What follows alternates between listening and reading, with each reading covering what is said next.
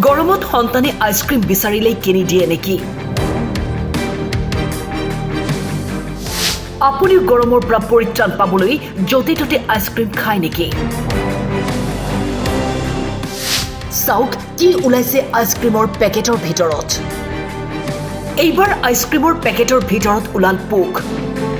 কুন্তলীৰ এখন বিদ্যালয়ৰ সন্মুখত বিক্ৰী কৰি থকা আইচক্ৰীমৰ পেকেটৰ ভিতৰৰ পৰা ওলাইছে পোক। উৎকট গৰমৰ পৰা সকাহ পাবলৈ বিদ্যালয়লৈ অহা কণ ছাত্ৰ ছাত্ৰীয়ে প্ৰতিদিনে পোক ওলোৱা আইচক্ৰীম খাই আহিছিল।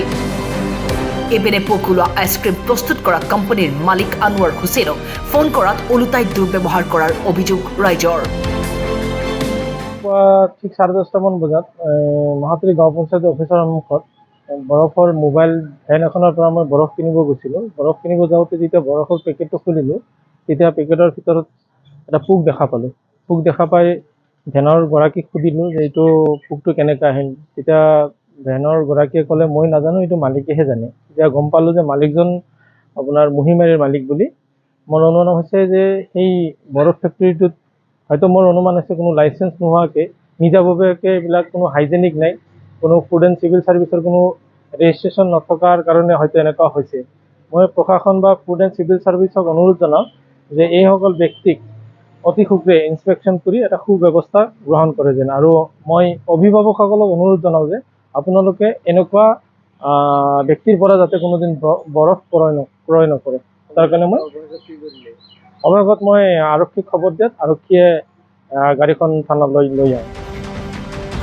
প্ৰশ্ন হয়, কণ শিশু বা মানুহৰ জীৱনক লৈ হেতালি খেলা আইচক্ৰীম প্ৰস্তুত কৰা কোম্পানীসমূহ কিমান পৰিষ্কাৰ? তদন্তৰ আওতাত কিয় নাহে এনে অপৰিষ্কাৰ অসাৱধানতা অৱলম্বন কৰা আইচক্ৰীম প্ৰস্তুত কৰা কোম্পানী?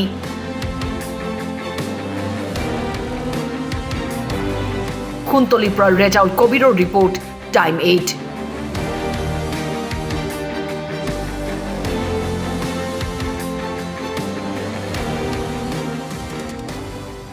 বৰফৰ দোকানত আইচক্ৰীমৰ দোকানত আহিছিলোঁ। বৰফটো খোলাৰ লগে লগে তাত মানে পোক পৰিলক্ষিত হয়, তাত পোক আছে।